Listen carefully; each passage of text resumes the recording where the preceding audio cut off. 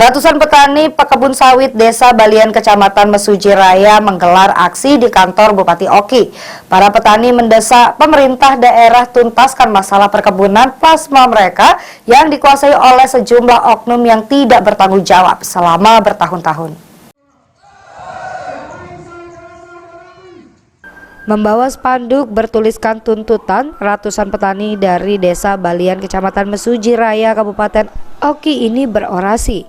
Mereka mendesak agar pemerintah daerah Oki menyelesaikan permasalahan 758 surat hak milik perkebunan kelapa sawit masyarakat plasma yang selama ini dikuasai oknum-oknum tidak bertanggung jawab. Petani perkebunan sawit hanya meminta ketegasan terkait surat keterangan kepemilikan plasma sawit yang sudah dikeluarkan Bupati Oki pada 21 April 2009 silam. Sebagai bukti sah dikelola oleh Koperasi Unit Desa Balian Sejahtera Abdi yakni sebanyak 2015 hektar dan diklaim oknum tidak bertanggung jawab lebih dari 1000 hektar atau sekitar 60%. Koordinator Aksi Sarjilan bersama warga meminta ketegasan kepada pemerintah agar aktivitas memanen sawit bisa dilakukan oleh mereka sebagai pemilik sah, bukan sebaliknya dinikmati oleh oknum yang tidak jelas tersebut.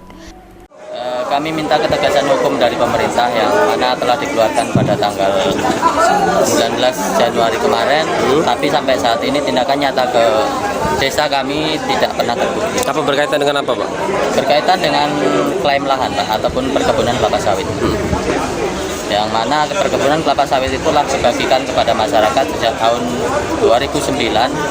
Dan muncul orang-orang yang mengklaim lahan kami yang tanpa ada pembuktian hak kepemilikan setelah sekitar 10 tahun yang lalu. Jadi sampai saat ini tidak adanya ketegasan dari pemerintah sehingga kami selaku pemilik tidak bisa menikmati hasil tersebut. Itu plasma atau gimana, Pak? Plasma, Pak. Plasma. Plasma kami berkebetulan bermitra dengan PT Sampurna. Itu bertahun-tahun, bukan hanya sebulan 2 bulan. Jadi warga sekitar tidak bisa.